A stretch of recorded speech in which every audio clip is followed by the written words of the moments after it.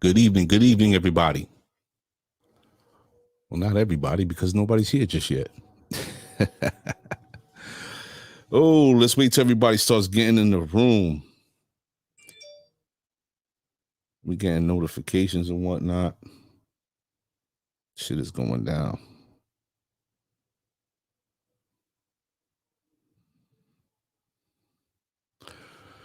Tonight we got a special guest, as always.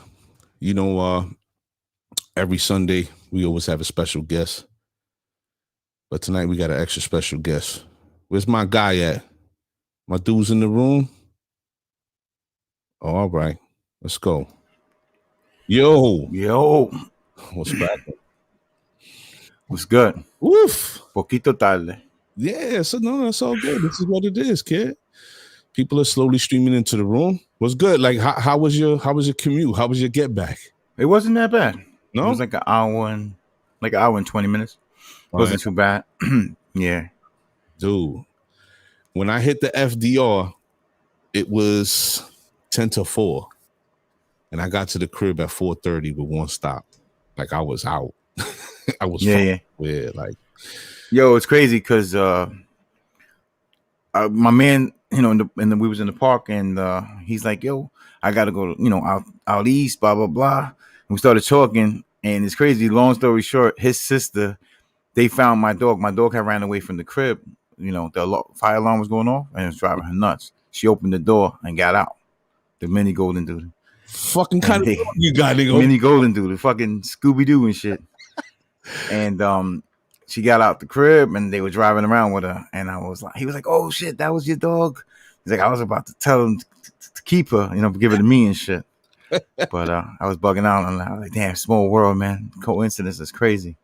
Yo, so grab the top of your screen and tilt it down towards you just a little bit. Yep. Yeah. Perfect. Good. Yeah. Everybody who's coming into the room, let us know you're in the room in the chat, please. So you have your chat up that you can see everybody in the room? I see, but I can't comment. Mm-hmm. What do you mean you can't comment? The comments down below. It says all. Post comment. Upper right hand corner says comments, and then all down. If you look down the screen at the bottom, there's a chat box. Nah, not on mine. This nigga's lying. Nah, I'm serious. Oh, yeah. Not on mine. So, speaking of small this shit is a Wish. This computer's bought on Wish.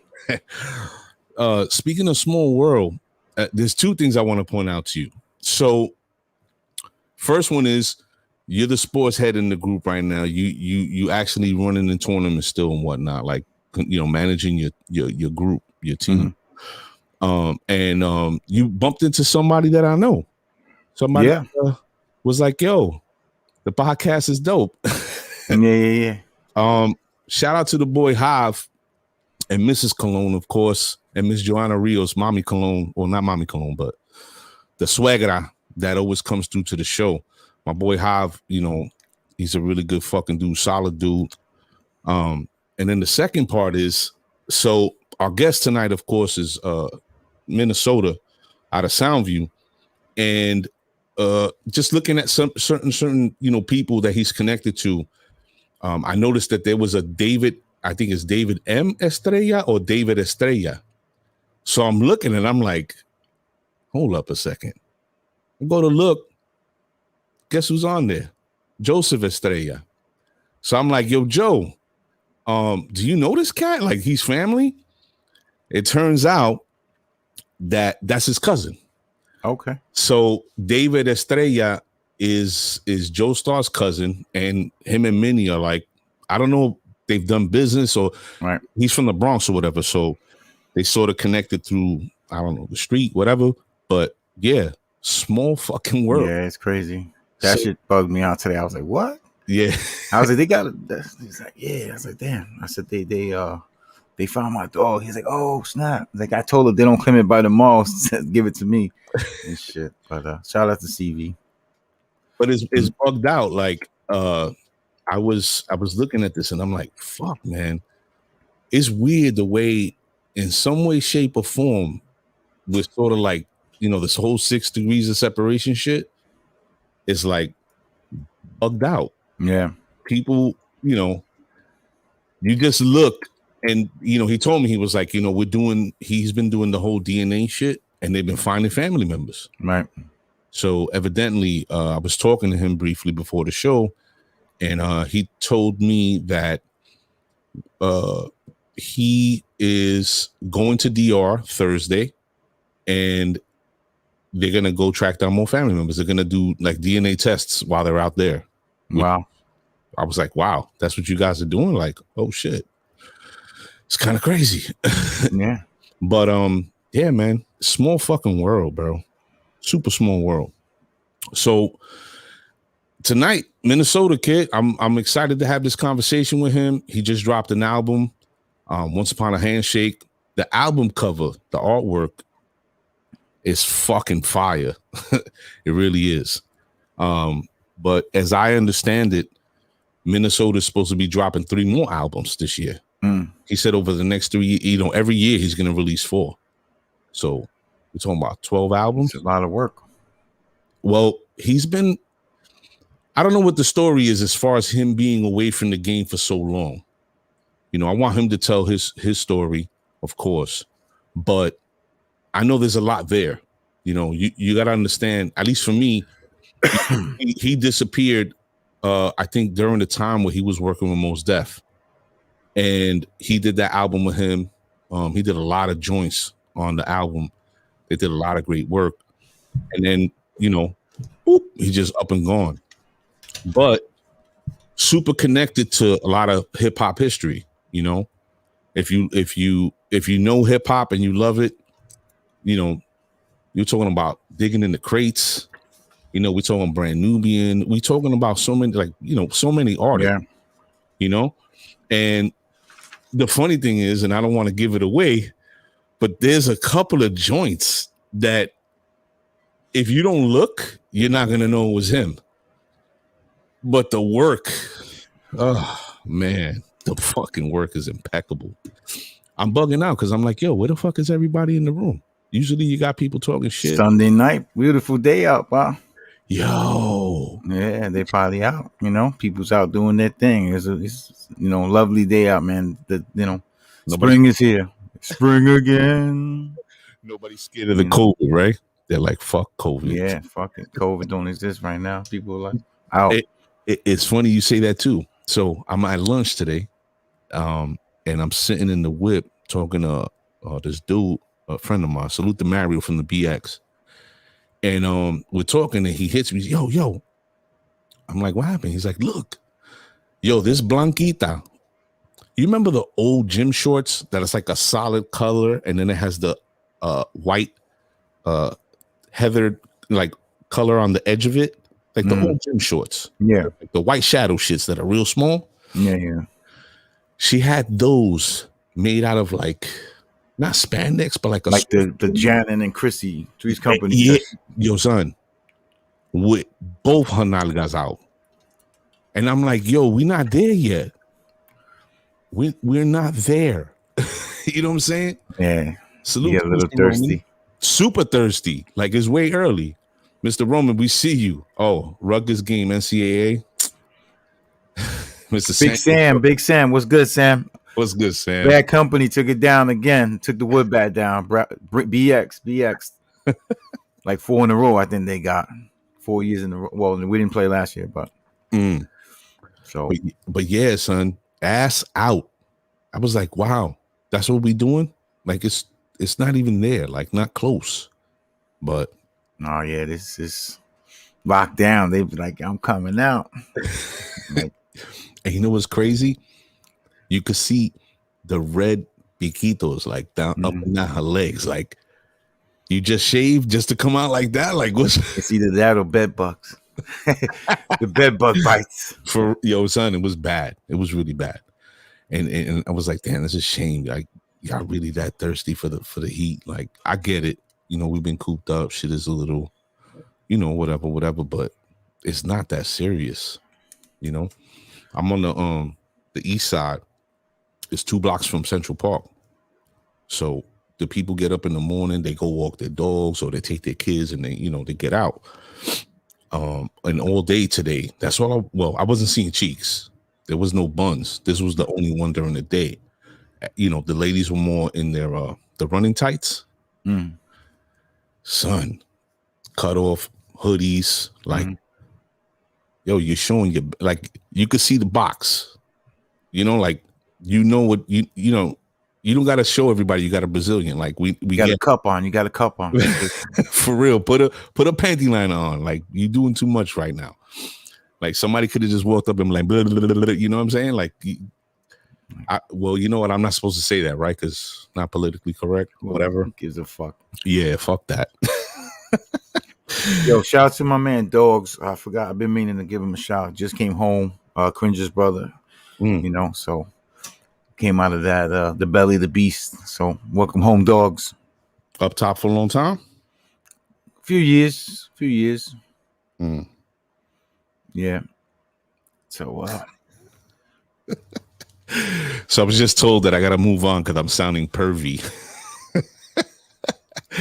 Yo, the brother, Mr. Nicholas Carabello, we see you, brother. What's going on? You've been out for a while. Good to see you, brother. Nah, the fellas were not with the ball splitters or, you know, the Easter pants or nothing, you know, shit tucked to the side or whatever.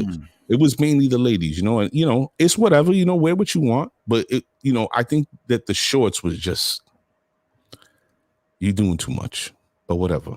Do what you do. When your eyelashes are longer than your shorts, we got a problem. Yeah, we got to do something about that.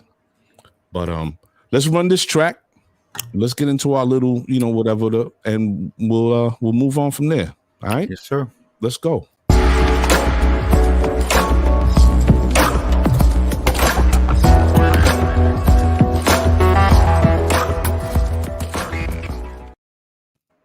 Good evening, everybody. Welcome to the show. I'm your host, Mr. A, with my partner, Sally Sassong in the building. Corona free.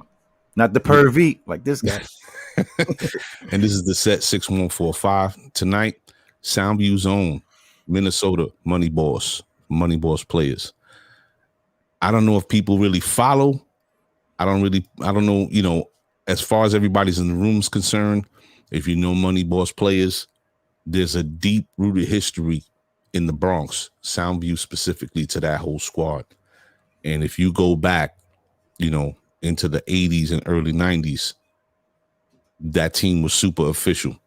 So Minnesota, you know, comes from a different time and carries a different code. And his personality and his movement, you know, it exudes that. It just speaks that sort of time frame. But his music is just, man. It I came to discover him watching Def Poetry Jam and Mos Def was hosting. They started working together. Yeah, they started working together, and he would play beats in the interim between, you know, whatever. And I was like, I kept hearing the music, and I was like, yo, what the fuck? You know, you hear shit, and you're like, you know, remember how when we was teenagers, we used to hear shit and be like, just last night. I mean, I'm, you know, not changing the subject, but we'll go back to that. But last night, watching the verses of Ghostface, you know, and Raekwon, Thorough and Technician. I mean, some of the stuff, like, you know, the classic stuff, like into even the interludes in between the music, I was like, oh man, like I'm about to punch my son in his face over here, you know, like. But I think music. Do you feel like that? Like music has lost its feeling, like the soul. It's lost its soul. Yeah, I lost its soul. I feel like everything, movies, music, it's like no creativity. It's just, you know, even if we were sampling stuff, you know, they're not even doing that now. It's just like repetitive. Everyone sounds the same. All movies are the same. All this, like, things are just, everybody's good with being the same, stagnant. Like, what was that movie? The Truman Show. We're in the Truman Show now. Yeah, it's crazy. My nephew, shout out to Dolo, upstate New York, Albany. Salute. My nephew up in upstate New York posted a meme today. It was a picture of Lil Wayne. And he, you know, it said something to the effect of, "You guys don't give him enough credit. He's responsible for all of you. Tattoos on the face, this, that, the whole swagger, whatever. Without him, you guys don't exist. And I'm like, yeah, outside of rapping, because that's the difference. Lil Wayne could rap. These dudes today, Right. there's Yeah, Lil Wayne has a nice catalog. he does. But the penmanship, right? The pen game we grew up on that. So people like to say, oh, you an old head, this and that. But I'm like, nah, it's not necessarily that, because good music is good music. There's some cats that rock out today that I'm like, yo, Kendrick, J. Cole, there's rappers. But they don't get the radio play. That whole shit bothers me, because to me it's a narrative. You're pushing, we grew up on the drug dealers' music. You guys are growing up on the drug users' music. Mm-hmm. You know what I mean? Dudes kissing each other, guys painting their nails. And then, and it creates this sort of like environment where if you say anything about them or say like, anything, period, is like, oh, you're a transphobe, you're a this phobe, you're a that, whatever. I don't buy none of that bullshit. How about y'all? How do y'all feel in the room about that? You guys are with this, you wearing your girls' tights? Nah, this is OG crew in here. They ain't with that. For real. It's crazy because listening to Ghostface and just listen to that classic hip hop period. It's just it's street. It's street. You're like, yo, it's gonna pop off. But the new music is just I'm not with that, man. Yeah, I would salute. Yo, I always forget his government because I'm so used to calling him what we know him by. Our brother right here. If you remember him. Booga from the courts. I can't really see. Yo, salute to Liam Santee. Mm-hmm.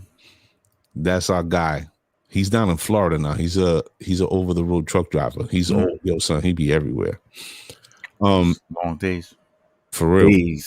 Days, yeah. Days at a time, weeks. Mm-hmm. So I was listening to the album and going through all the different songs. And if everybody in the room would understand that you need to go, especially if you really fuck with hip hop, you need to cop this album. You really need to cop this album because there's so many joints on here it's New York hip hop, like let's see, for instance, if you hear this shit, putting pain in the one way, baby, seeking validation from rattlesnakes, drop the price. Or how about this? The music is just it screams NYC. I don't think I'm smarter than the feds. Just a matter of time before they offer me a bed. Before they start typing, I just want to get ahead. I'm trying different things, but it's my only source of bread, and I ain't rushing dead. Who does that? Like you hear the soul in his music. Yeah, the problem is though they ain't gonna play that. The radios ain't playing that. That's the problem. Even like Ghostface, Raekwon, like they're working on new stuff. Who else? Busta just dropped his new stuff. Busta shit was fire. His album, it's just fire. Yeah, Busta shit is fire. Yeah, but you ain't hearing it on the radio. You know what's crazy? Salute to the OG, Mr. Anthony Lopez. We see you. What's crazy is Busta's album has so many joints. Mm-hmm. He even threw the kid CJ on it, right? The remix of like, come on, with the MOP, with the MOP shit. Like, come on, like how isn't this getting heavy rotation?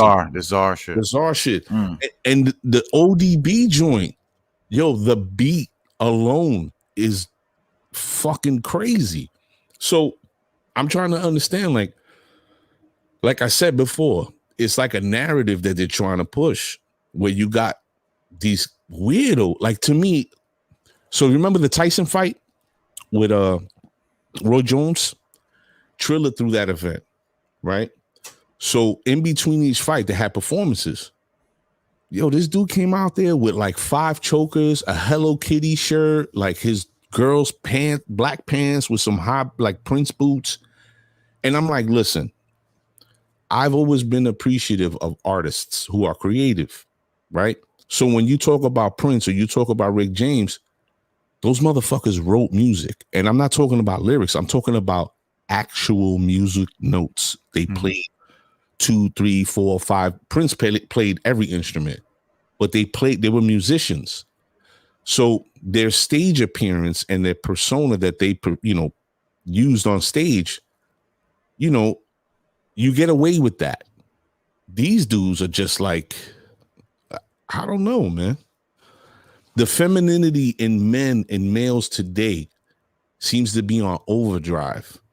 And I get a lot of heat from people. Oh, let them do what they want. All right, cool. Yeah, let them. But everybody, like. But that's just, like I said, that just goes to everybody wanting to be like the next person. That, starts with social media and shit like that. They want to be like, oh, this person is cool. This person's not, Meanwhile, you see these influencers, they got, 500,000 followers. They're making videos. Yeah, all right. And then you look at their, they think they're better than you. You know what I mean? And meanwhile, you see a roach and running up the wall while they're filming. Like, fuck out of here. Yo, you know what killed me yesterday? I was showing my wife. They had had a picture of Little Pump that I can't even call him a rapper. This kid who makes I don't even know what to call it. Little Pump had a picture of him with long, females wear pointed nails now. Like that's their shit, like claws. Yo, both hands and his feet was colored. And I'm like, bro, what's next? Really, like what's next? I'm waiting for one of these dudes to jump out and say they're transgender. That's what I'm waiting for. Because, Young Thug wearing a dress, constantly. Don't get me wrong. When I hear Young Thug musically, he's talented. At first, I wasn't feeling his music, but I heard a couple of appearances and I'm like, yo, super creative. Dude does shit with his voice over different tracks and it works. All right, cool. But the rest of these niggas, man, like, what are we doing? Like, really? Like, I don't know. I want to get back to this. This is what I want to get back on. You know what I mean? I want to get back to music that's one too many fuck-ups, far too many strugglers, unorganized traffic, underdeveloped. And it's not even not gonna happen though. You know what I'm saying?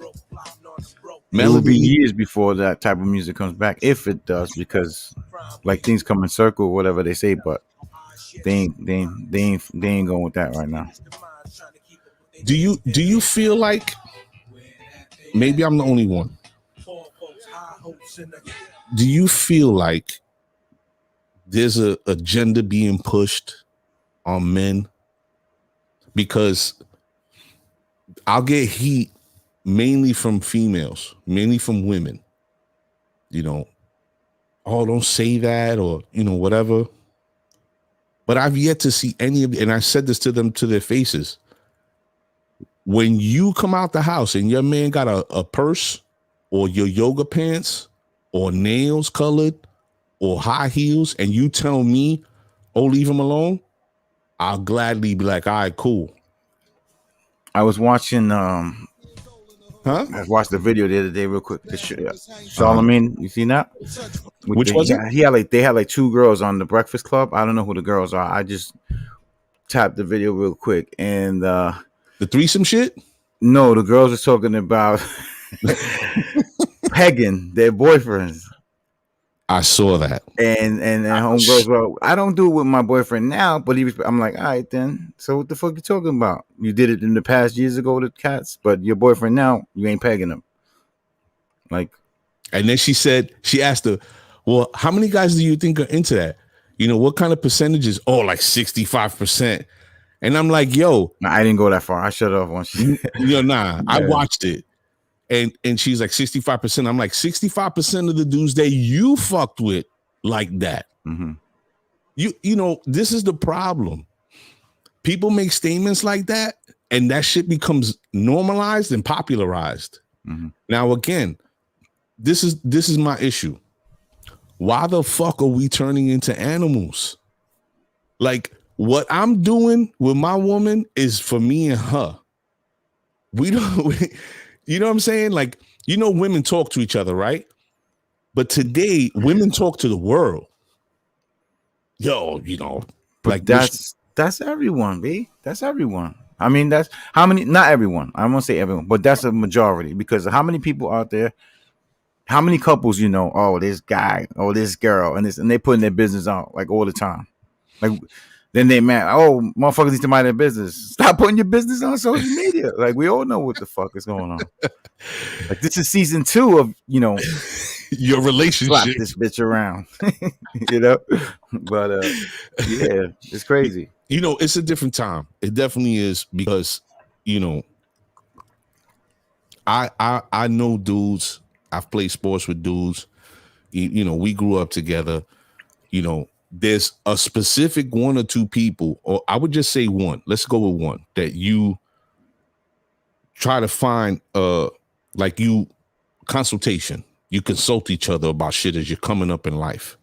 Like, yo, you know, I'm not, you know, am I wrong? Like, do I, you know what I'm saying? I be around dudes now that are younger than me playing sports. I'm the old dude. And the guys that I know gravitate to me, they move that way. I know they got a wife. I see their kids. They bring them to the game. And they like, yo, you know, this is what we do. I got my family. You know, yo, what's up, B? You know, how's everything? We goof. Yo, how's the kids? But they'll never come to me and be like, yo, she wants to put her thumb in my ass. You know, I don't know how I feel. The other dudes, yo, you hear them talk, and it's like, bro, what's wrong with you? Yeah. You bringing the chia to the game? Your wife is here? You think that shit is cute? You showing niggas to disrespect your wife. What's wrong with you? You understand? Mm-hmm. It's a different time, bro. It's a different time. Salute to our brother Joey Santiago all the way down to Texas. Ladies and gentlemen, what up? Just sit tight. Our guest is on the way. You know how it goes. We always have some sort of difficulty, but our guest is definitely on the way. So just sit tight. We're just going to keep chopping it up until he arrives in the room. But yeah, it's just like Weirdoville right now. It seriously is. What else is going on with you, brother? How was the tournament? Yeah, it was all right. It didn't end good for me. I didn't win it, but yeah. But you know, it was good to get out. You know, nice day yesterday and today. Mm-hmm. Got a little sun, a little red. But yeah, but it was cool. Were you guys up by the water? Nah. We was in the hood. Oh, word. In the hood. Yeah, just you know, drinking some beers, hanging out. Oh, yeah, Rosario. We see you all the way up in Connecticut. They it's crazy because now, you know, with the heat turning up or whatever, I started to see a lot more people. Like I say, you know, they be, you know, running and whatnot, but I don't see young kids out at all. Like, unless they with their parents, like, you don't see kids in the street, like, none of that shit. Everybody's upstairs and they on their video games. I don't know. They run their video games, so they ain't out. They ain't playing like we used to play in the streets. That's for damn sure. Speaking of music, did you hear about Anita Baker? Is it Anita? Yeah. Yes, Anita Baker. Anita Baker. She said don't stream her stuff. Yeah. She's reaching the end of her contract where she should be able to own her masters. To everybody who doesn't understand that, basically the creative, the intellectual property, music that she's written, arranged, produced, whatever, she's reaching the end of her contract where she could become the owner of that intellectual property. And in essence, what it is it's her 401k, right? That she can also pass on to her family, which again generates, you know, wealth. You know, if they want to do a movie and they want to put a song of Anita Baker's, they got to pay her. if they want to do anything with her music, they have to pay her. So I'm hoping tonight, when Minnesota comes on, we're going to touch on that subject about ownership and owning your masters and your intellectual property, because, there's a lot of people who have the last name, that is Ski or It's, and they own a lot of fucking intellectual property, and they've never written one fucking lick. And it was recently, I think the day before yesterday, Large Professor, and I want to say Showbiz. I think it's Showbiz. They got the same birth. It's like 3 producers have the same birthday. But Large Professor, his first album, he got jerked. Put the whole album together, did beats, did everything, wrote the rhymes. And the 2 DJs he had back then, their mother or their aunt was managing them, and he got jerked. That happens all through hip hop, all through music industry, I'm sure. But I know, through hip hop, we know all about it. I always wonder about hip hop. Like, they don't, there's like no rock, like no Hall of Fame of hip hop. They always like shitting on the old school. That's just in our culture, period. Like the old head or this and that, right? But meanwhile, yeah, you should learn from it. I always tell people, like, even with the sports, like when I used to play on team, they need the veterans like you.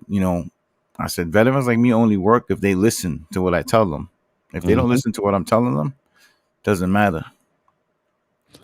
This is the only culture, the only genre of music that shits hard on the OGs. We don't respect them. We don't, nothing. You know what I'm saying? And it's a shame, because these are the people that built the foundation that you're standing on. When you ask artists today, like, you can ask like Lil Yachty or Lil Uzi Vert or any of these dudes. And I know that these people are loved and, whatever. But for me, I don't fuck with them. If you ask them like about this one or that, I'm better than him. Bro, son, let me explain something to you. You have not written one fucking lyric that has made me go, oh, shit. We were talking about this in the park today, right? So, like, best hip-hop duo, right? So people like Raekwon and Ghost. I said, but Raekwon and Ghost was under Wu-Tang. So I don't know if you could really consider that a duo. A duo. Is that a duo? Yeah, I would imagine. So yeah. Who do Run DMC's name? Obviously, they're up there. Mobb Deep has to be up there. No. Okay, so Raekwon and Ghost. Who we got? Who else? Who we got? EPMD. But EPMD was more just Eric's rhyming. It wasn't Paris. No. Right? Oh, no, they Eric both and rhyme. Eric and Paris McIntyre. Yeah, they both rhyme. Yeah. Nice and smooth. Yeah, that's a good one. Yeah. So it's funny. I wanted to ask you, speaking to the Wu, with so many rappers in that group, who do you think is the most overlooked? Like, this member. I think Raekwon is overlooked a lot. I think. No. Yeah. No.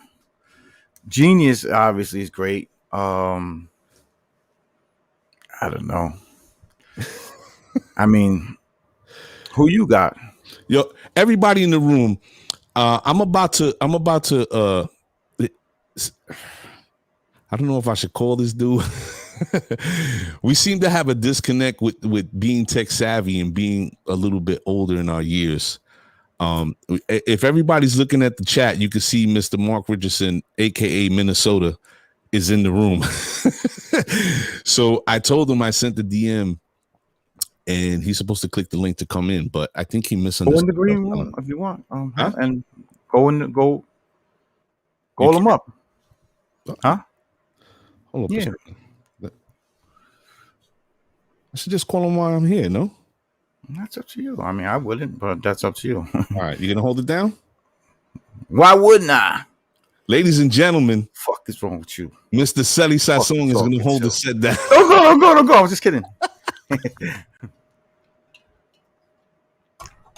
Good evening. What's going on, everyone? How was your weekend? We're waiting for Mr. A to get back. Salute to everybody in the room. We thank you guys. We appreciate the love, man. Thank you for real. If you haven't done so already, please go to the YouTube channel, the Set 6145, and subscribe. Tell your family, tell your friends, hide the kids.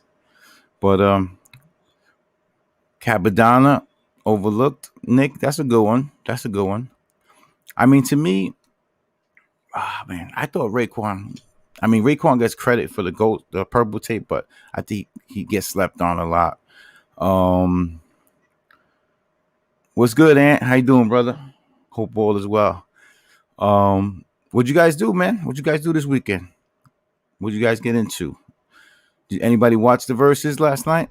RZA and Raekwon and Ghostface.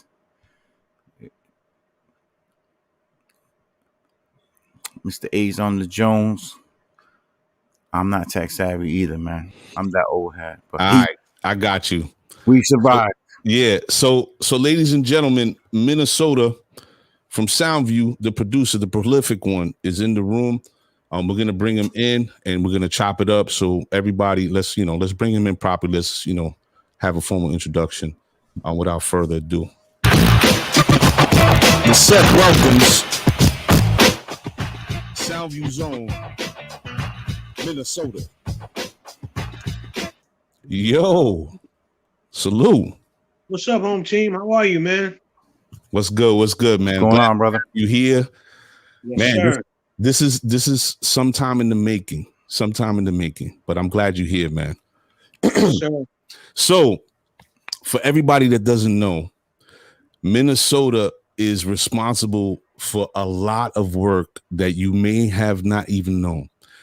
Big joints, big hip hop joints for all the real hardcore hip hop fans out there. Joints like New York Giants, Mahogany was credited alongside you with that.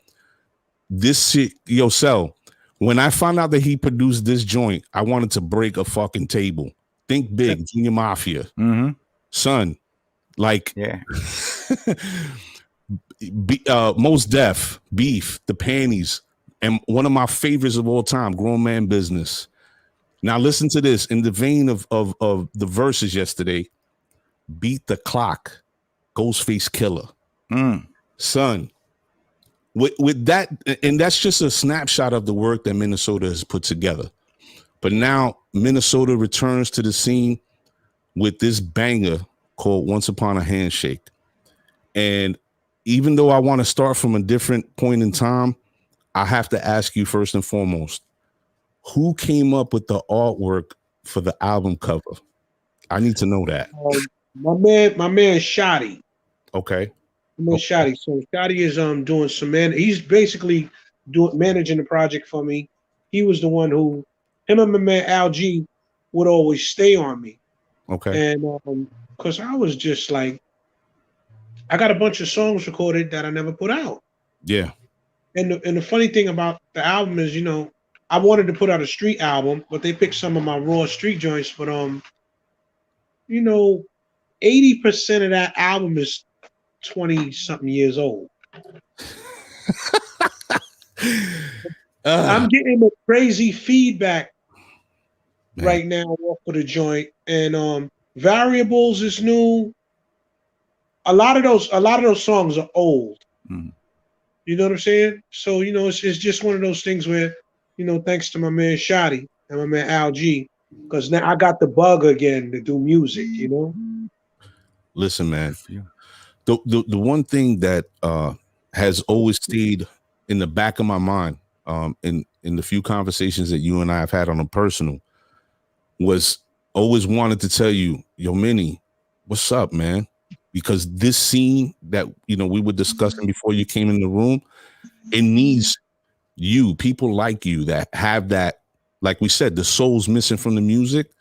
When you listen to the joints on the album, you could feel all that shit.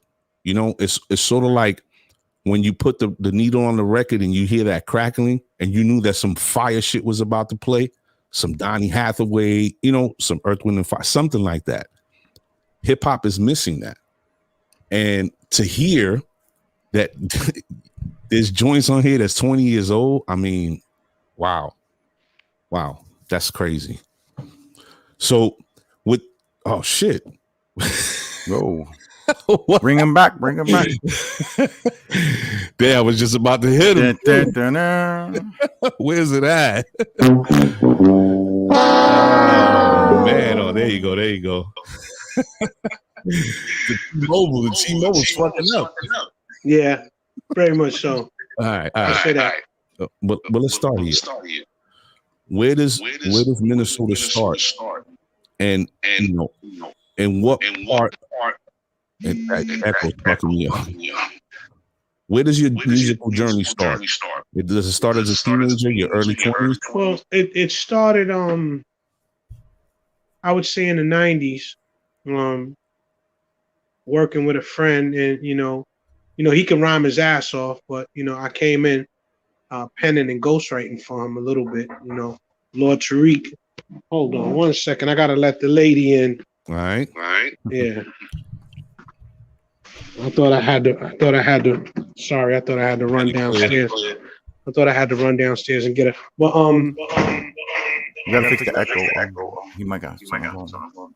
yeah, so just doing production and writing for my friend Tariq, you know what I'm saying? So, we worked together on a lot of songs.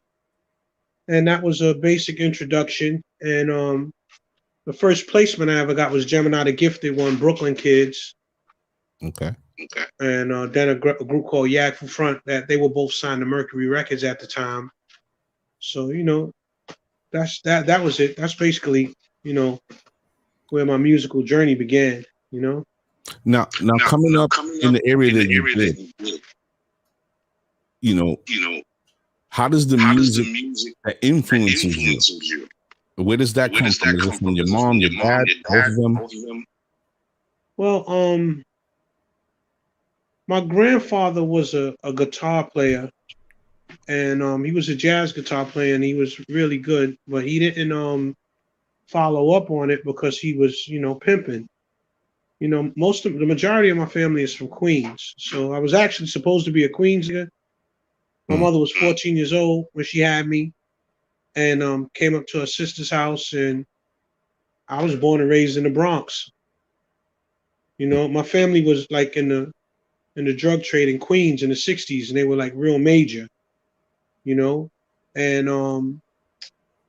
my mother had me when she was 14, and I was born and raised in the Bronx, and I've been here since, So you from what I understand, your code of ethics comes from your surrounding in the Bronx, right? Yeah, very much so. I was in the game for years, I was in the game for years. I actually got in the game when I was 14, so I was always on and off. I was in between music and the streets. And I didn't really have an understanding for the music business. I'm one of the people that I never had anybody to tell me, yo, save your money, yo, do this. So we went into the music business. I want to say first it was me and my friend Tariq, and then we had our group, the Money Boss Players. We went into the music business as just some ignorant Bronx kids, We knew how to count. We knew how to add things up. And that's all we knew was, we're going to get in this and we're going to get paid, and thank you, man. And we were up at Def Jam before they had anyone, before they had Jay-Z, we took the first meeting up there, and that's where I met Leo Cohen. You know what I mean? So, and that didn't go well because he wanted the Money Boss Players group. He wanted 8 niggas to split 49 cents. Yeah. So that didn't work out well. That didn't work out well. Do you feel now is a more artist-friendly environment? Well, I mean, due to the internet, yes. There's always a business aspect of it, but right now, like I'm going to be releasing 4 albums a year. Maybe I have enough material, new and old, to go at least 2.5, 3 years, and that's not counting the new stuff that I'm going to be recording. Right.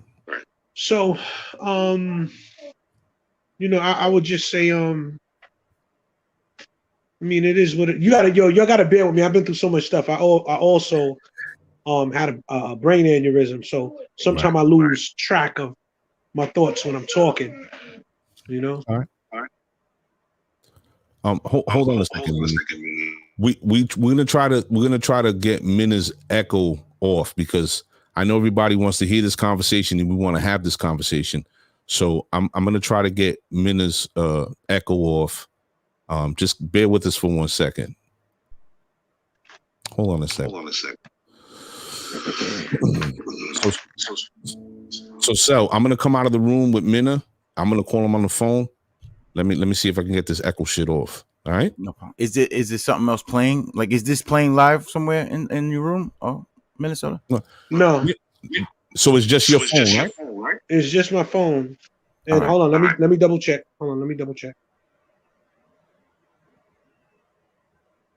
I'm trying to think of on the app. This is it. This is the only page open. And you're in your browser, right? Yeah. All right, hold up a second. Because I'm gonna see if I can log on. And I'll tell you what to do to change that up. Oh, you want me to go out and come back in? No, he'll take you out of it. Okay, hold on. It's live broadcast. That's what happens. Because now I have my phone on, and I'm trying to enter the broadcast studio myself to see if I can. So Minna, on your screen, you should see 3 options: mute, stop cam, and cam mic. You see that? I see mic, cam mic, chat, leave. Okay. You should be able to hold on. Go to cam mic, and there's going to be some options. You got to go into your audio and click echo cancellation.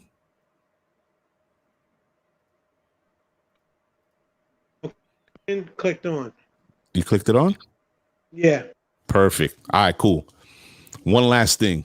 Turn your phone landscape sideways. See if it'll rotate to give us a better picture. There you go. Perfect. All right, now we rocking out. All right, cool. I can put the shit on my computer now. There you go. Cool. We're in the red light district. Yeah, for real. Yeah, that's just when I I'm doing production. I do my beats. I like to do them under either red light or I like to do them under red light or I like to do them under purple light. Yeah, I heard that. It's funny because that's his son. Everybody in the room, that's his son, Asar. Very intelligent young man. Yeah. And very mischievous at that. Asar! I'm on live. You gotta get out. This is real life. Yeah. I love it. He's what you call an indigo child. So Asar is a special young man. Yeah. Salute to Asar.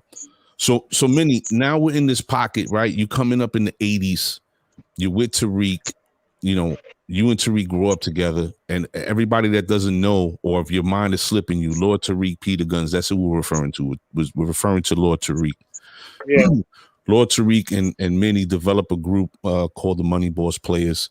I was telling the audience about somewhat if they go back in history through the 80s and early 90s, the Money Boss Players history in Soundview is real heavy. As a real official team that has a lot of history back there. So you come from a specific pocket where people held themselves, had a certain code. And I could see, again, through our conversations that to this day, you still run by that code.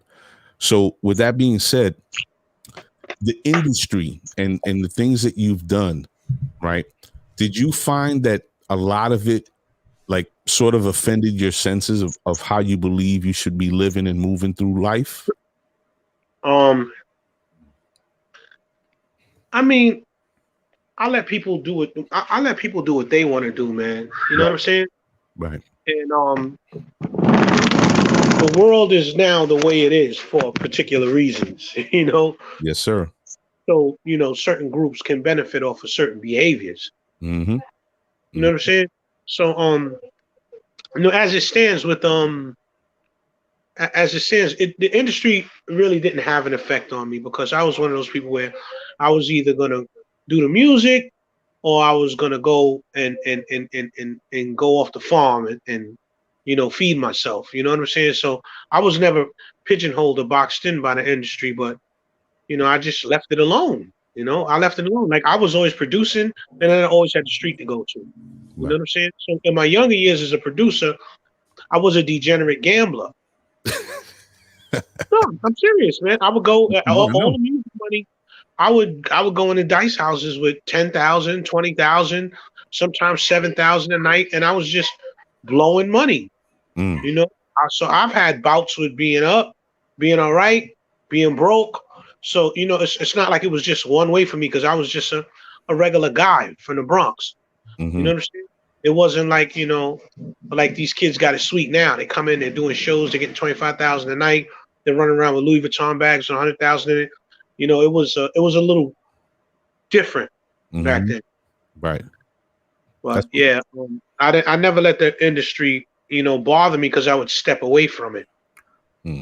So was Lord Tariq and Peter Guns, was that your first kind of well, Lord Tariq and Peter Guns, see, this is the part of the story that's not told with that.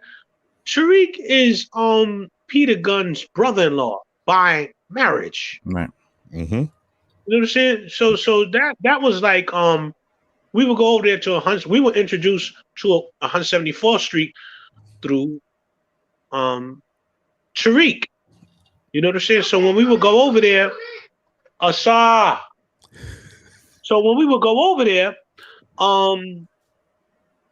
we got cool with Pete, and he was in the rap game. And when he was in the rap game, of course we connected with him, and he had a crew called the Gun Runners.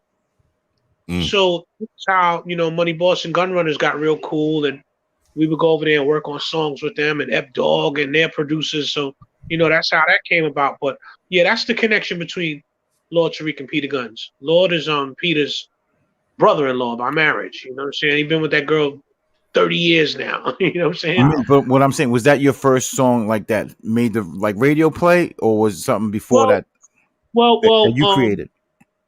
Well, before then, I caught a lot of. I wasn't really catching the radio songs. I go back to. I did 2000 for Grand Poobah. That's one joint that kind of made the radio. Mm-hmm. I worked with Naughty by Nature on their sophomore album. Mm-hmm. I just I fucked with everybody, man. And sometimes there's so many placements I can't really remember all of them. I worked with Big, and working with Big was really fun because Big was really street / funny. He was like a good person. Mm-hmm.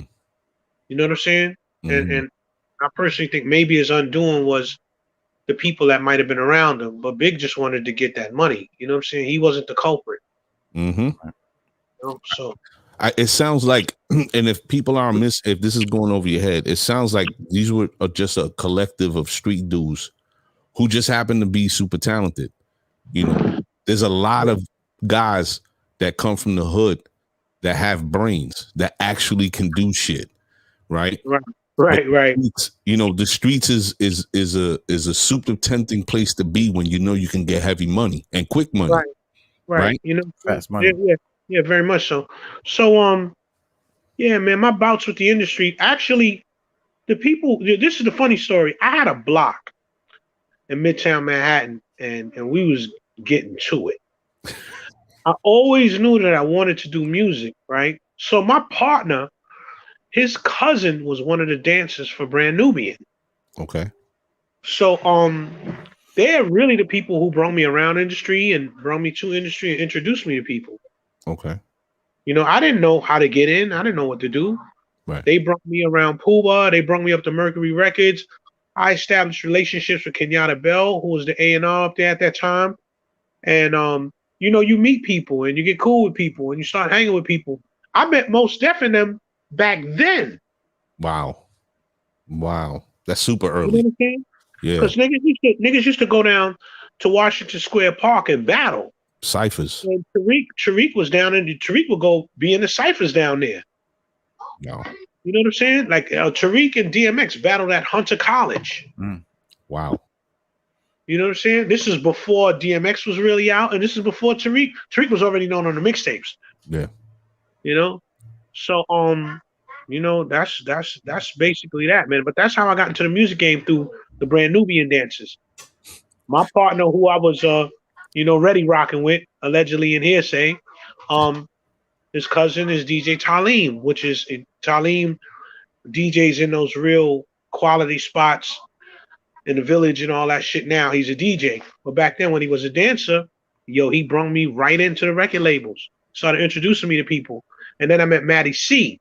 Oh, salute. And when I met Mateo Capilongo, Matty fucked with us. I don't know what happened why we didn't get a deal up at Loud, but Matty was really walking me around the industry. You know what I'm saying? We actually had performed the night Matty discovered Biggie. Biggie had performed in a spot downtown called the Mars. It was a talent show in the Mars. And that was the night that I met Big. You know, a lot of these people I just had relationships with. You know what I'm saying? Mm-hmm. Like, oh, that's the niggas from the Bronx. Oh, that's the niggas from Brooklyn. Like, everybody that ended up getting deals at that time had to go through those channels like the Mars. At that time, the party girl was Jessica Rosenbaum. She had the building, and in front of the building, it went to the tunnel. So it was just a good time, you know. It sounds like, man, there was a lot of hand to hand going on. It was a different environment entirely. The kids got it sweet now. It's beautiful, and I love it. Hit a button and it's just go time. Right. Me. Wow. I was going through your catalog, and I've been over the last couple of weeks because, again, I've been looking to this conversation for a while. How did the whole Pun record come to be? Because, again, you're in the area, like it's a Bronx thing, but how does that get picked up? Like, how were you picked up for that joint? The funny thing is, Big Pun, as I knew him growing up as a child, because he's from Soundview. Right. And his aunt was a girl named Angie, and his Angie's brother, Wimpy. Wimpy had the baseball team, so we were all on the baseball team as children. And, he was Dirty Chris. He was a rough Puerto Rican growing up in Soundview. And back at that time in Soundview, we didn't have like a lot of Puerto Ricans. It was a guy named Sonny and Bola, and then there was Chris. There wasn't a lot of Puerto Ricans. Chris was this wild Puerto Rican kid that hung out with all the black kids. And the funny thing about his career is, like, him being a real gangster, his criminal record never came up. This nigga was getting busted with guns and doing time, like all kind of shit when he was a kid. Mm-hmm. You know what I'm saying? He was a rough dude. So he always had guns. That we know. Yeah, he had got into working out and stuff, right?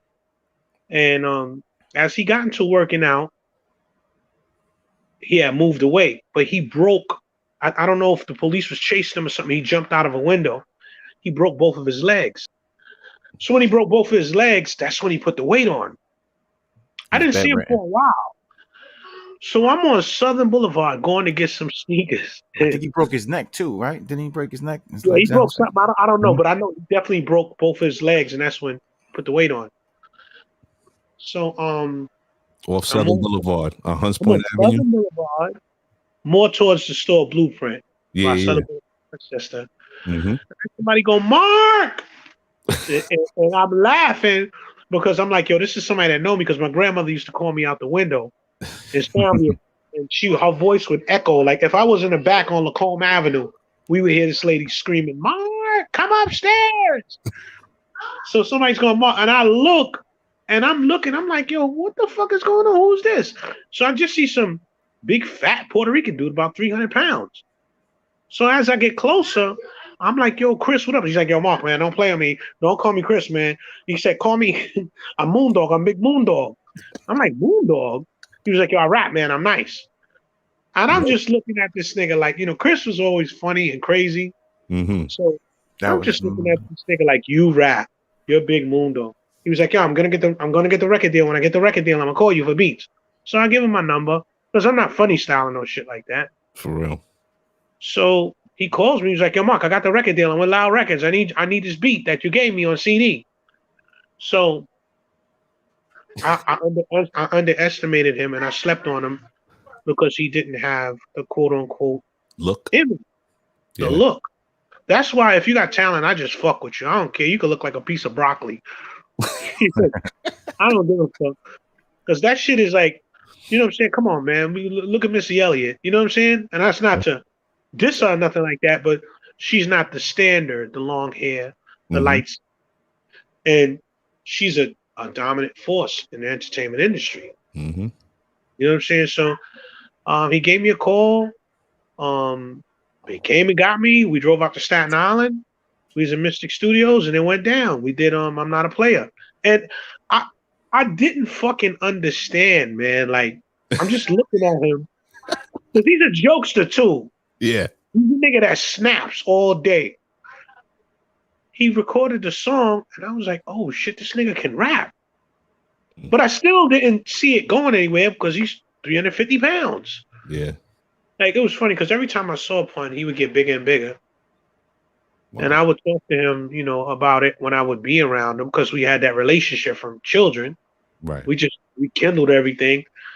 And Pun would be like, oh, I don't give a fuck. I just want to eat. I remember I was with them, the Puerto Rican Day Parade when the Terror Squad, he was dropping that album with the What You Gonna Do. And I seen them, you know, like getting on the, you know, for the float type thing. And I was like, man, Pun, you know, he needs to get some help, man, because I don't see him making a year, you know, like this. Yeah. And 9 months later, he passed. Yeah, that was actually terrible, man. Yeah.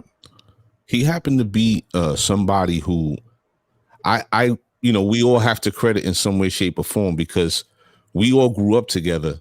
And when I say we all grew up, I mean like Black people, Puerto Rican people, people of color all grow up together. And for me, Puerto Ricans never really get the nod when it comes to hip hop. Yo, you know something? Growing up in Soundview has two sides, or maybe three sides. It has a back block nigga side, like, you know, niggas that you don't know.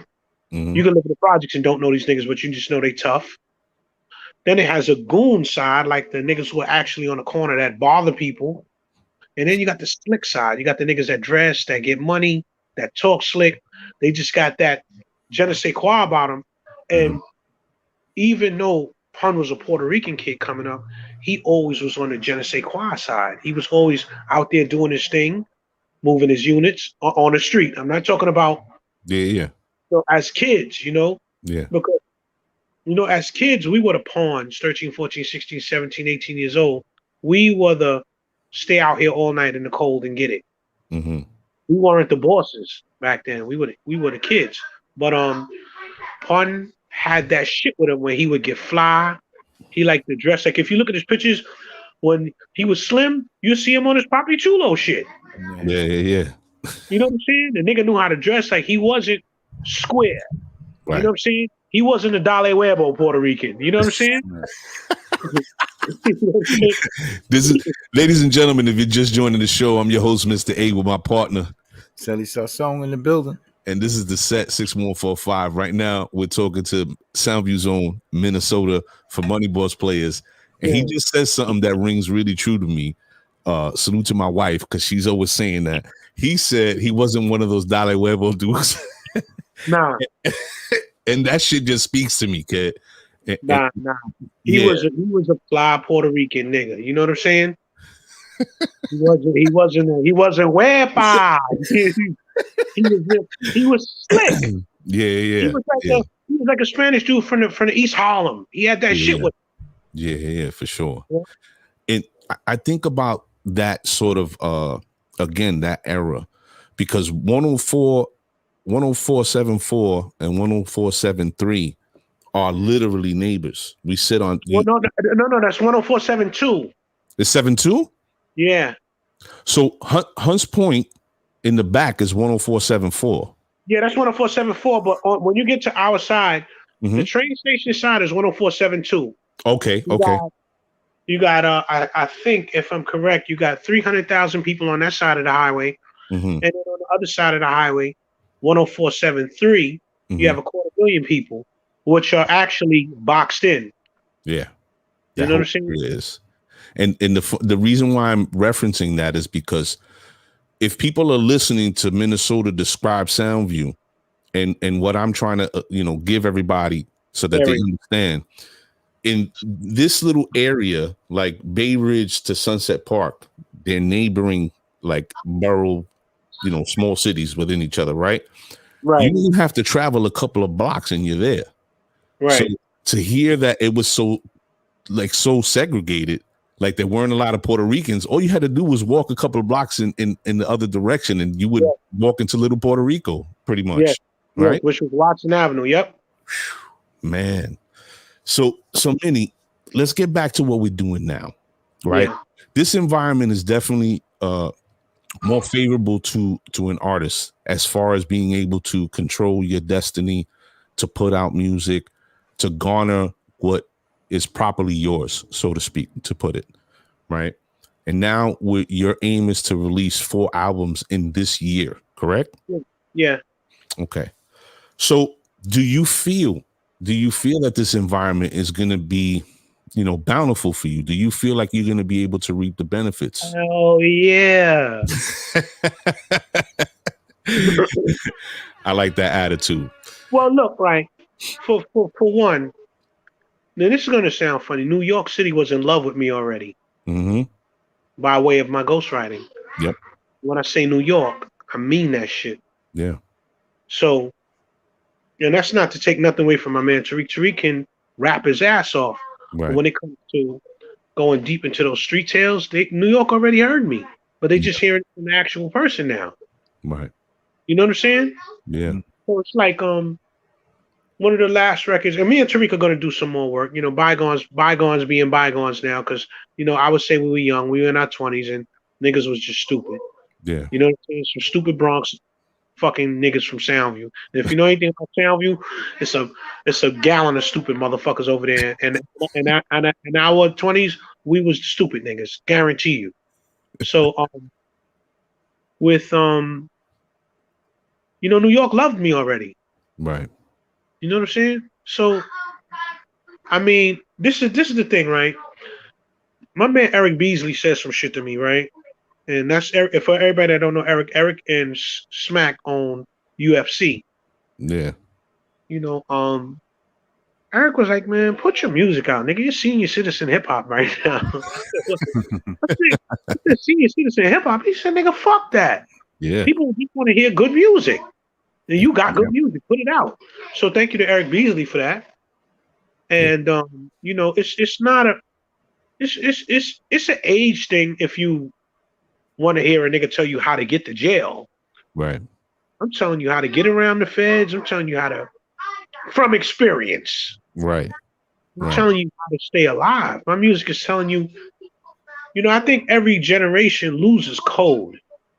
Whether it's it could be in the working game, it could be in the street game, it could be in the music game, whatever game, every generation falls from what the real goal is, And as it stands, you seeing that happening in music now. If you want to hear a nigga that's going to tell you how to stay out of jail, how to get that money, what to do, how to move, what to look out for, I got the ledgers, as they said in the movie in Hell Up a Harm and Black Caesar. I got the legends. Yeah. You know what I'm saying? Nas did it, Hove did it. You know what I'm saying? And I'm just gonna, whether motherfuckers go for what I'm doing or not, I'm gonna put out good music. That's all that really matters at this point. And I think it's, again, we were discussing this before you came in. That's what we really need. But with that being said, do you feel, one of the things that we've touched on quite a few times during the course of a few episodes is the environment that we're in. Do you feel like artists today are promoting a narrative when it comes to, how men stay on code or don't stay on code, and what's acceptable and not? Well, listen, right? I could go way deep down the rabbit hole into some conspiracy shit, because if you want to call anybody a conspiracy theorist, I would probably be the guy that is the biggest fucking conspiracy theorist, right? And what I would say is, when you see a behavior pop up on the planet and everybody engages in it, that's not coincidence.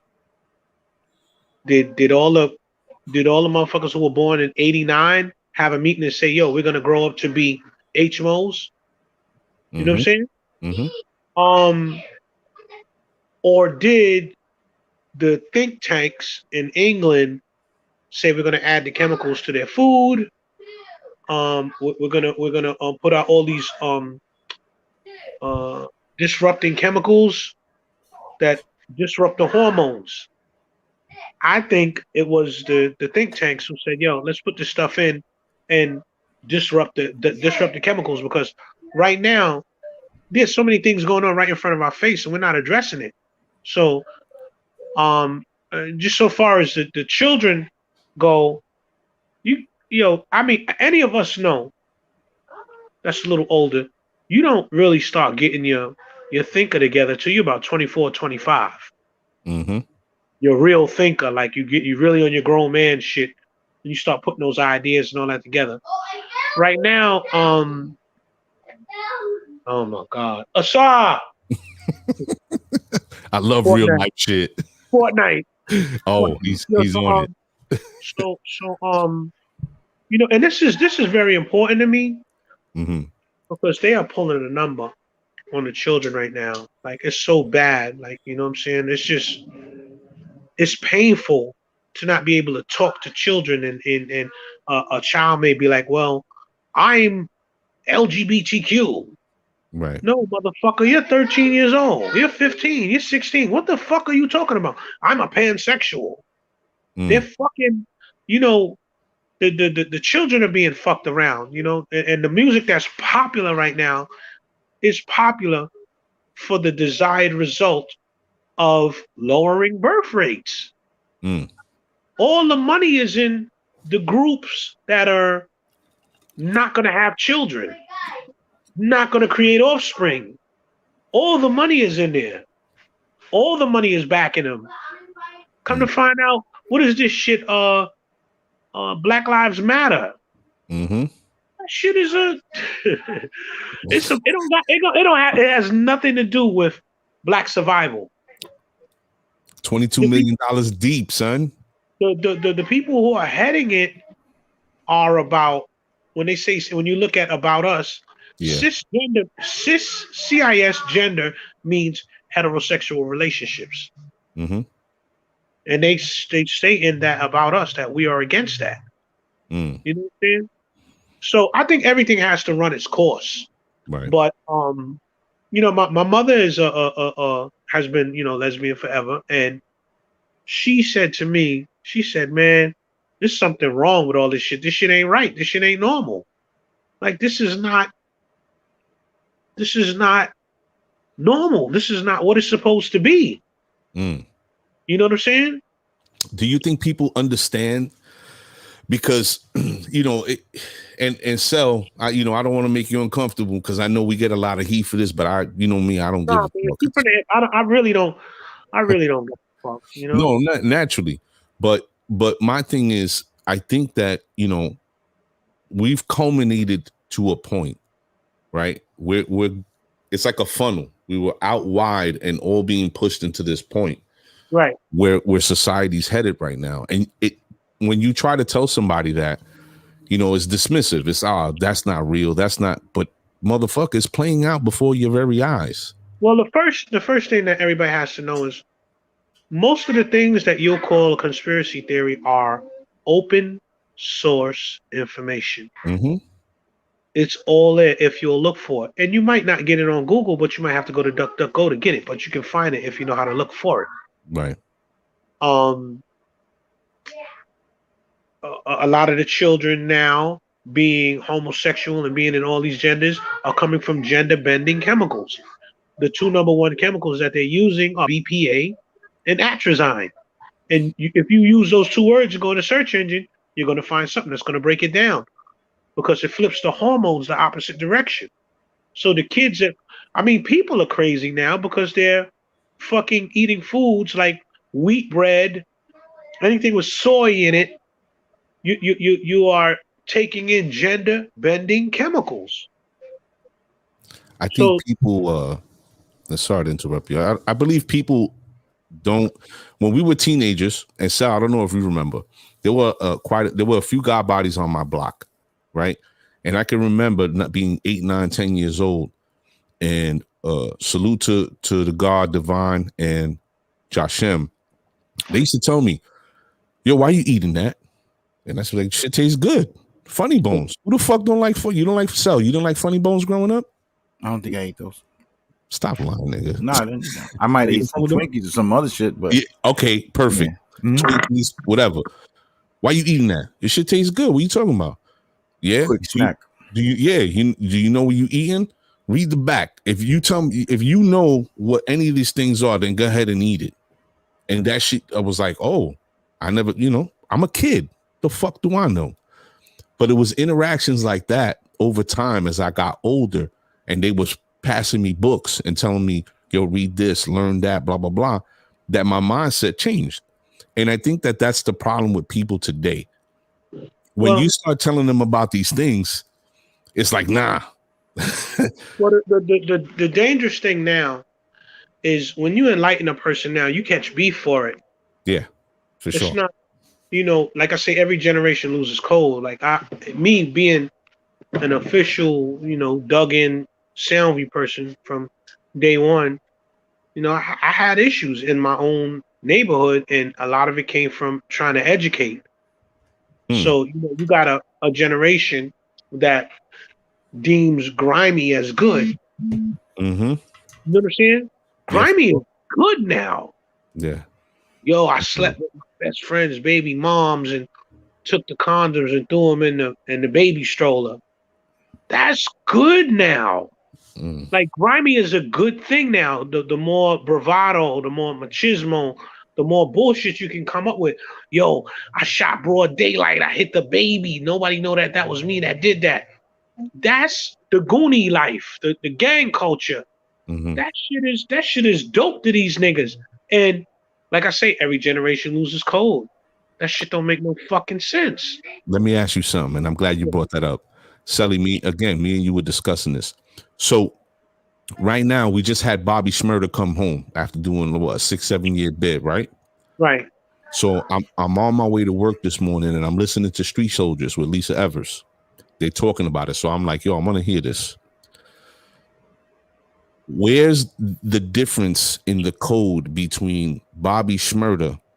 I mean, it's obvious he didn't rat, and a person like 6ix9ine who did rat. Do you believe? The thing is, anybody with common sense would have put a lid on 6ix9ine. If you pick up a scorpion and a scorpion stings you, you can't get mad at the scorpion. For real. So I don't think, I've been shot before. I don't think 6ix9ine took a bullet to his head or took a bullet to his leg or his arm. And and I'm not even badgering 6ix9ine because it didn't make sense. Like these niggas now are making money to be in a rap game for 3 months and get laid the fuck out. Well, that's not what businessmen do. That's not what the business is. You're not making it to die. Yeah. You know what I'm saying? For sure. So it's like selling your soul to the devil right there. Well, it's like when I say every generation loses code, and everything has to run its course. There's going to be more that this shit happens to, and niggas don't know how to move. I get money like I want to get money in the summer. Find me on my yacht. Yeah. I'm not going to get a Bentley. I'll ride around in a Honda just to make sure I got a $150,000 boat. I'm not going to get a $150,000. I'm riding around. I don't give a fuck. I'm from the Bronx. And that's the thing but that I will. But I will be on my $150,000 boat with my friends and ladies and having a good old time. Yeah. We men. We still need our toys. We still boys at heart. We need our toys. Your toys just got to get bigger and better. Right. You know what I'm saying? I'll be out on the Long Island Sound. I'll be on the Hudson in my fucking boat. I don't understand. We were also talking about this before you came on the show. This is the only culture, the only genre of music that disregards the foundation of which Well, they're standing on. Well, you know, because you got to understand, right? The streets have gotten dumb and dumber, and it's designed that way. You know, the generation before us, the Guy Fishers and the two generations. I'm sorry, Yeah, too. the Guy Fishers and the James Browns and the Nicky Bonds and the Frank Lucas and the Bat and all of those names. They were playing for reasons, and they were getting millions just to open up a fish and chip. Mm-hmm. And a lot of them, it's a lot of them that we don't know that retired. It's a lot of them that retired. Mm. You know, so the goal, if you watch the movie Superfly was like the movie that corrupted them. And then the movie that corrupted us was Scarface. Scarface, for real. Yeah. You know, every generation loses code because when we were out there in the 80s as children selling crack, and I can remember that fucking first 3 months when all the good looking people just started to look like shit out of nowhere because they were smoking this new stuff. Nobody knew what the fuck it was. It didn't even have a name. But every generation loses code because I just know I was doing Electric Boogie one week, and then the next week we were all trying to buy clout leathers and Roof of the World jackets and Timberland boots. Listen, you speaking about that makes me want to ask you this question because you're speaking again to a specific time, a point in history, especially when we're talking about music and hip hop and the culture overall. What was that environment like being at the rooftop? Because I was hearing about the rooftop all the way in Brooklyn. Through all my peoples that was, you know. Remind me, because I'm forgetful, but remind me to tell you about Brooklyn at the rooftop. But rooftop was the first time I ever went to hang out in Harlem. I was 11 or 12 years old, and I went the year before crack kicked off, and Andre Harrell was performing, Captain Rock. Ooh. And he had another record called Fast Life. And I went to King Towers.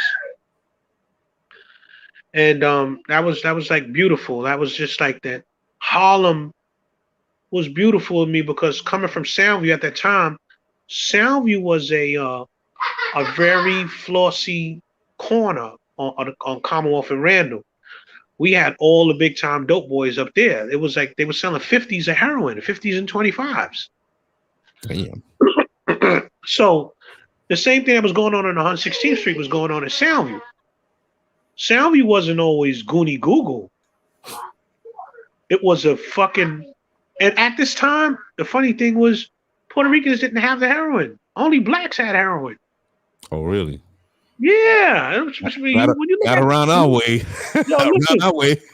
Listen. When you look back, right? A lot of the Latin brothers were gang members. They didn't have no money. In the Bronx? Them motherfuckers on my block had Cadillacs, sports cars. You see the Llewellyns coming up, coming in and out. You know what I'm saying? In and out the bar, which was the Cozy Corner bar. Because if Soundview is known as Cozy Corner. Right. I mean, all the dope was being sold under my window as a kid. So even though I remember being in the window with my grandmother, like, Grandma, those men are doing bad things. Help the police get those men. And then fucking 3 years later, becoming one of those men. You know what I'm saying? So, you know, crime is the byproduct of poverty. So, people don't understand that. So back to Harlem. First time I went to Harlem, I went to King Towers. I think it was Harlem Week or something like that, real early on back then. And then the next year, crack came out, and we were going to Rooftop. And I went to Rooftop for three things, because I was still borderline dancing. I was selling my stuff and the music. Brucey B, man, Brucey B, and he's not the same Bruce he was only because he's scared to play records. When you would go to Rooftop and see Brucey B play music, he would play rock, he would play jazz, he would play rap, and he was the record breaker for New York because he didn't give a fuck about playing no records. Wow. You know what I'm saying? Back then. Right. Brucey B didn't give a fuck, man. I mean, there's no Brucey B's now. Yeah. Right. You know what I'm saying? So everybody's cubby hole. And you know the funny thing? It's a million dope artists. Like, oh my God, my YouTube playlist. Yeah, definitely. Young niggas, young ladies, young men doing shit that sounds like Shaka Khan and fucking Bobby Womack. It's so many dope artists now, but they're right below the surface on YouTube. Yeah, definitely. And the first smart person is going to start a major platform radio station and let those people be heard. See, that's the thing. There's no money behind soul, right? It is. You're very wrong because all the white people have taken the soul. Right. All the hot R&B is all the hot R&B is European right now. Right. These niggas just sounded like fucking. These niggas just sound like what's the shit Q-Tip and them saying? I'm trying Minnie Riperton, Shaka Khan. All the white people are singing the R&B now. Right. But here in the States, right? Here in the States, all that shit is suppressed. All that shit that has soul is, you know, like you said, under the surface. Nah, but it's gonna bubble like a volcano. And it's gonna see when white people do something, it always backfires on them. They put crack out. Yo, hold up a second. Hold up. Say that again, please. Whatever they do backfires on them. It might take a while to have to run its course, but you put out crack and you turn all these young black men and Latin men between the ages of 30 and 56 in the business, man. No one wants to go to work no more. Everybody wants to own their own fucking business. Mm-hmm. Like everything they do backfires because I remember people being like just living life and loving life and breakdancing and fucking doing electric boogie or being in gangs with fucking sleeveless denim jackets. Mm-hmm. Mentally, we've come a long way. Right. It's different. You know what I'm saying? Yeah. And man, even though white people may be focused on, and when I say white people, I'm not talking about the common white. Right. I'm talking about the financial elite. I'm not talking about you, the construction worker, you, the person who owns a 6-figure business. I'm talking about the multi-millionaires and the multi-billionaires. When I say white, you know what I'm saying? If you're not them, then you're a fucking poor white. So I'm not talking to you. But everything they do kind of like backfires on them. So it goes back to the African proverb: when digging a grave for your enemy, dig one for yourself. Mm-hmm. You know what I'm saying? So like even with the shit we going through now, COVID and all of this shit, right? Mm-hmm. We know that white people had a zero birth rate, and we know by the year 2031 that 85% of what's deemed Caucasian will be dead because they're not replacing themselves. They're not. So, you know, I guess them niggas is like, I ain't get busted, we got busted. Like, I'm taking you with me. I think that's a message that people don't understand or don't want to pay attention to. And when you start talking to them about that, because I've had these conversations, you know, people want to turn away from that and they don't want to look at the actual numbers. And this is something that's been on mainstream, like what people would consider mainstream media. It's been heavy on it. See, my thing is this, right? It's just we drifting over there. What makes the credible source credible? Mm-hmm. We have so much trust when we see it on TV or when we see a white person say it. And these niggas are the biggest liars in the world, and they're fronting right now. They don't even have the population for it. And guess what? They're even using a lot of Latin people now and letting them put white, Hispanic when filling out for jobs. And you know, a lot of the Latin people, they don't really know about this shit. They're not conscious. They're not deep into the conscious realm.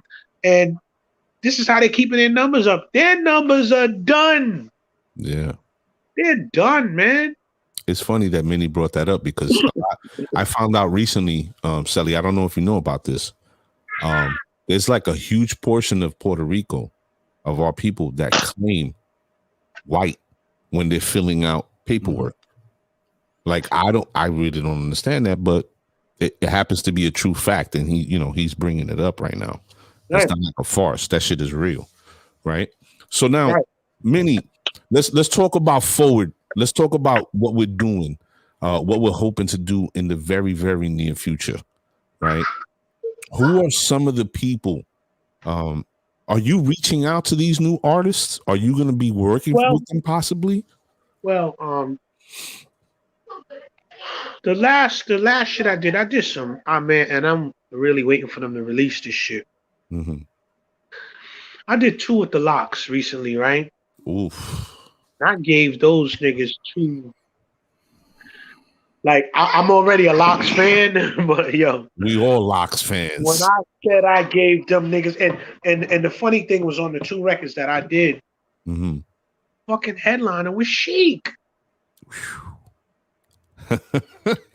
If I had to order all my life to rate the Locks, I would say it was Jadakiss, it was Styles, and then it was Chic. On this record I did for them is Chic, Styles, and then Kiss on the 2 I did for them. So it fucked me up. Like, I had to really sit in there like, yo, am I bugging, or did fucking Chic just murder this? The underspoken one, Chic. Yeah, he punished that shit. Like, oof. Is there any new artists like that you hear now that you be like, I could put them on my music? Everybody, because you know what? You know the reason I don't do trap records, and this is gonna sound crazy. It offends my spirit, number 1, and then number 2 is too easy.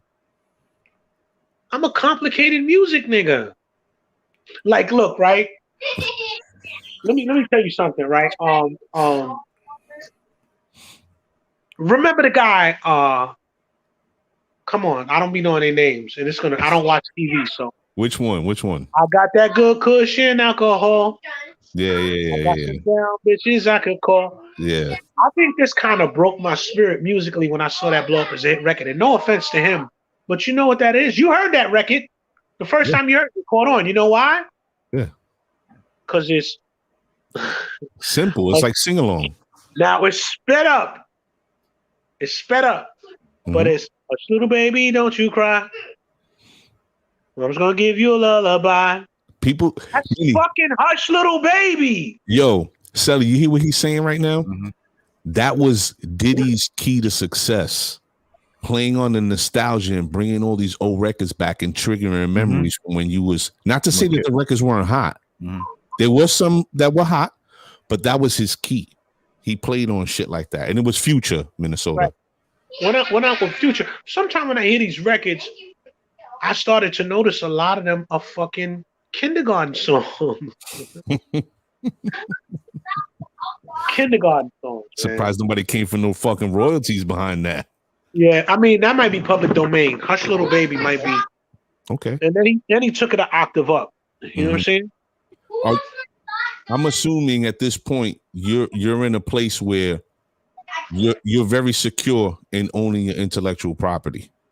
Yeah, very much so. And that was another problem that we had, you know, as a whole group. There were certain things when I first came into the music game, and this is why me and Pudgy the Fat Bastard is so tight. The first people that were managing me, my management mates were Adina Howard and Pudgy the Fat Bastard. And there was a guy named Gene Griffith. And Gene Griffith said, Minnesota, whatever you do in the music game, never sell your publishing. And at that time as a producer, I'm a fucking broke kid from the Bronx. Used to sell coke. Yeah. Offering me $500,000 And all I hear is Gene saying, Minnie, you're publishing. I didn't even know what the fuck my publishing was. Now that Minnie, you said that, Minnie, don't sell your publishing. talk about the oil, Minnie. Talk about the oil. Well, oil, you see how the brothers in the Middle East, they went and they built Dubai and shit, the oil sheiks. This is our oil.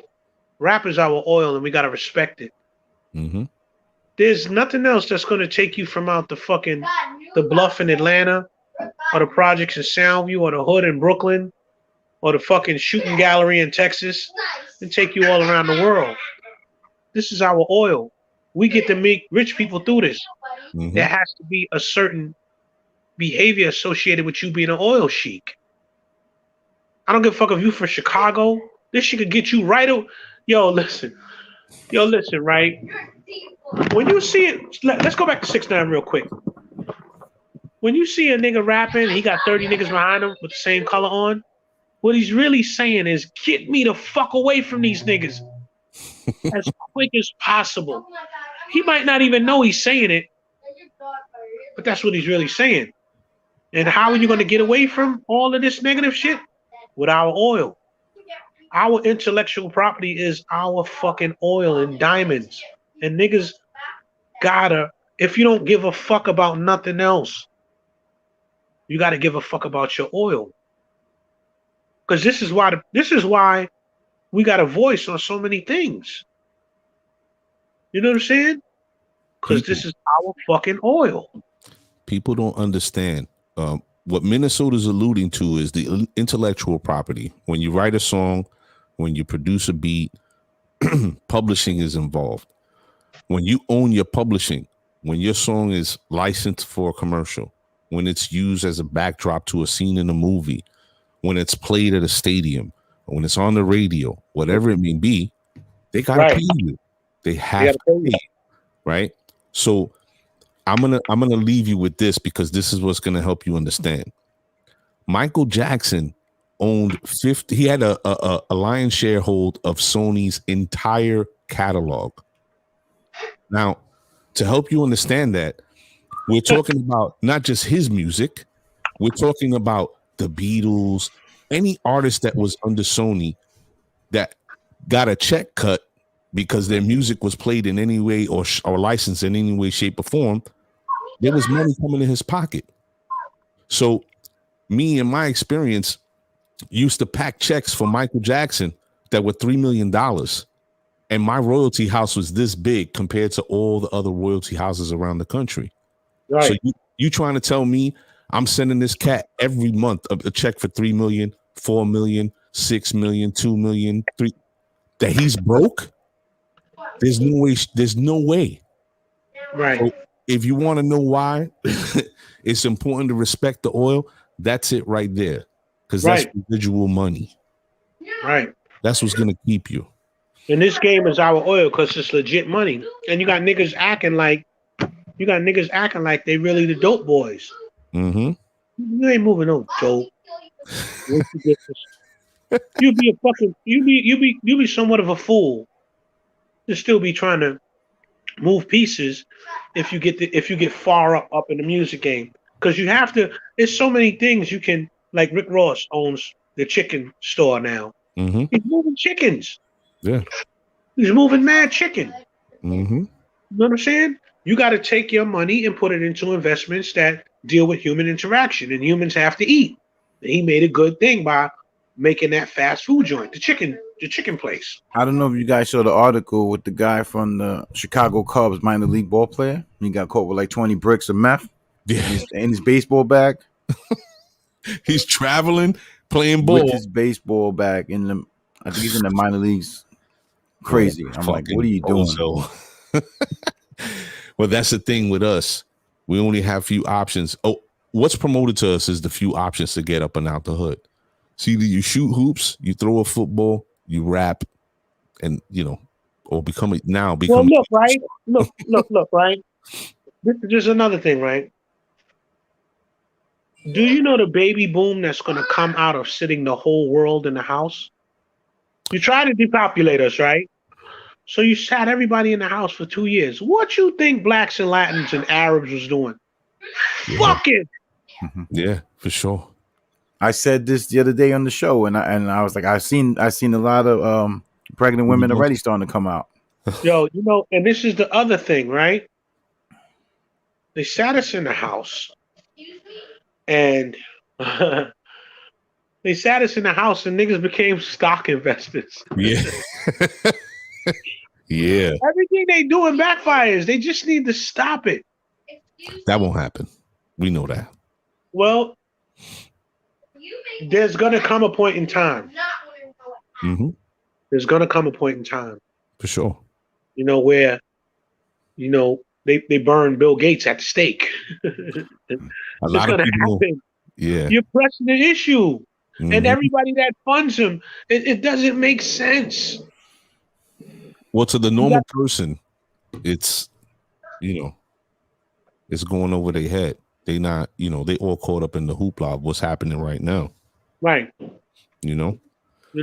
So many. Yeah. We're waiting on 3 more albums, right? For this year? 7 more. I got 7 albums worth of shit. So okay. So when's the next album do you think more or less is gonna drop? June 1st, every 3 months. What's the next album called? Sidewalk Executive. Oof. And then the one after that is Unindicted Co-Conspirator.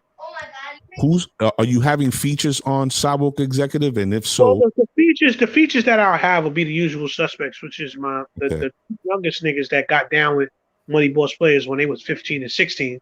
Was Eddie Chiba and Trey Bag.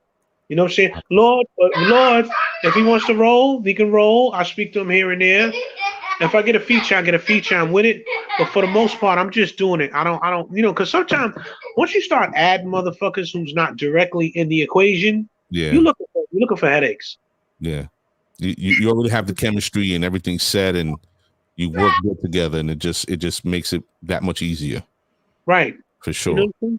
You worked with Big, you worked with Pun. Who do you think was better?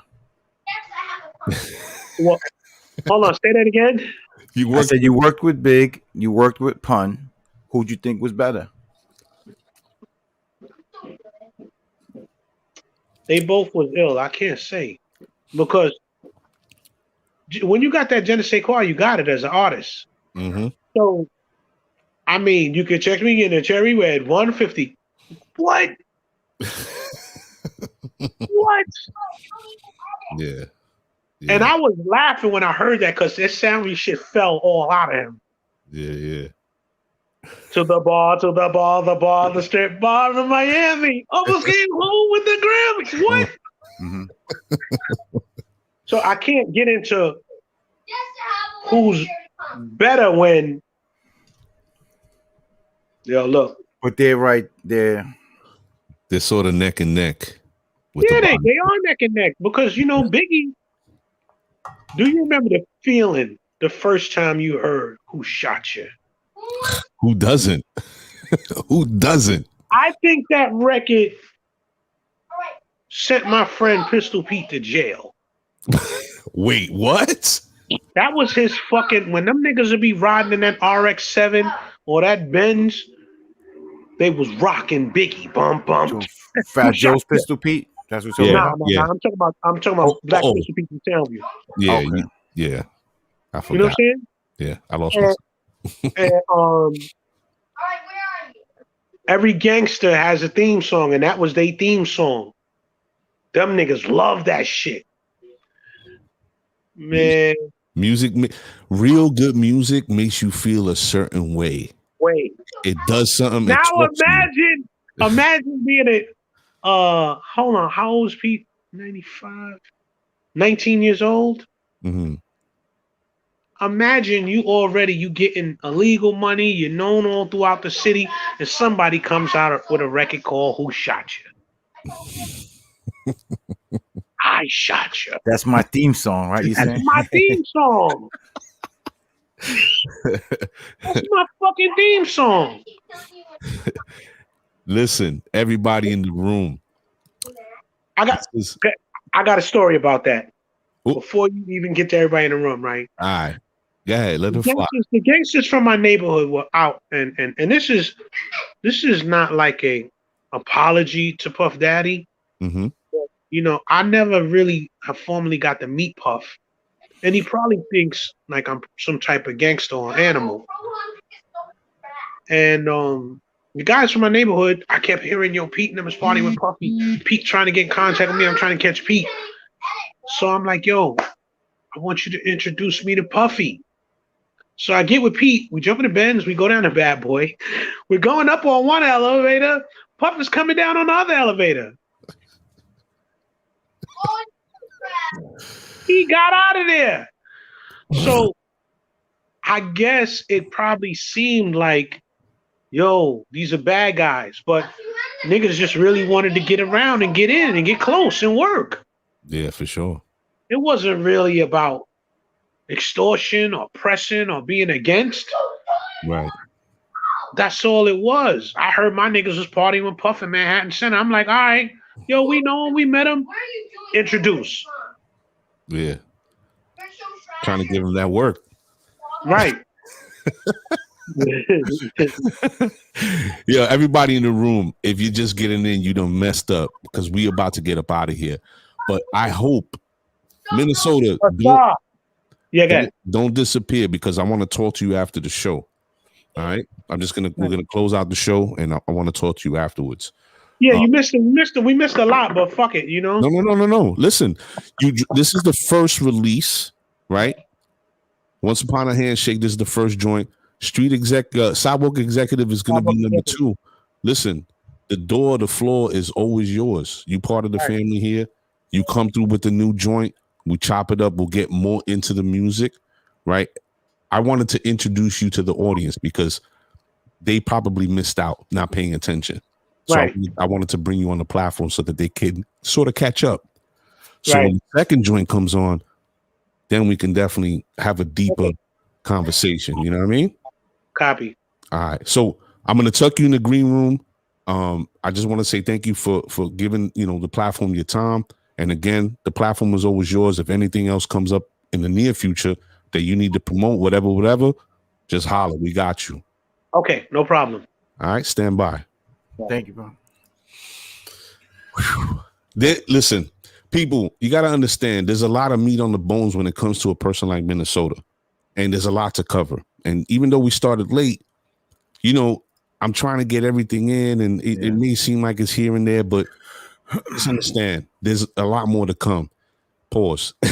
And we're gonna have him back when he has Sidewalk Executive released, and we'll definitely get into more of the music side of it and more stories so that you can become more familiarized. But listen, go cop Once Upon a Handshake. It is official. If you love New York hip hop, you have to cop it. Go to iTunes and go to Spotify, right? So, what do we got going on Wednesday for the people? Wednesday, we got Pretty Lou coming on, right? Yes, sir. Pretty Lou. We got he's got one of the hottest Instagram shows right now. Through the heavy hitters, Turn the Tables. Great Brooklyn story. So Wednesday, Pretty Lou, and next Sunday we have Kevin Martier, Yankees minor league batting coach. Oof. People, we keep telling you we're going to keep bringing good content to you.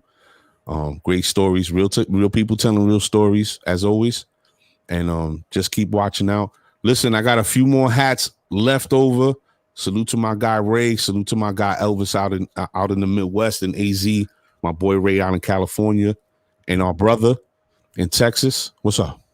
Tomorrow night we're supposed to be on the Reach Out with. I haven't heard. I know. I'm gonna hit them up today, but we're supposed to be on the Reach Out with Ray and Steve on their podcast. Yeah, so, we're supposed to be featured 6 p.m. or 7 p.m. I think it's 7. But we'll post it tomorrow. We're supposed to be on a quick segment of the Reach Out with Ray and Steve.